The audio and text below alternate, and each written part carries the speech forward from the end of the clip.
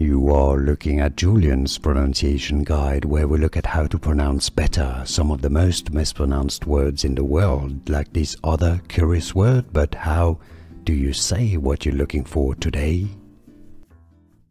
Let's learn how to pronounce the name of this city in Israel. For more names of famous places and Israeli words, Hebrew words, make sure to stay tuned. The third largest city in Israel after Jerusalem and Tel Aviv. Haifa. Both Hebrew and English pronunciations are pretty similar. Haifa, English pronunciation. Haifa, Hebrew, Haifa.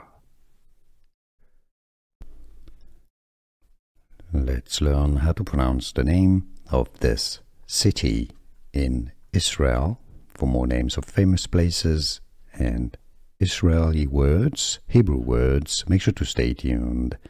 The third largest city in Israel after Jerusalem and Tel Aviv. Haifa. Both Hebrew and English pronunciations are pretty similar. Haifa, English pronunciation. Haifa, Hebrew, Haifa.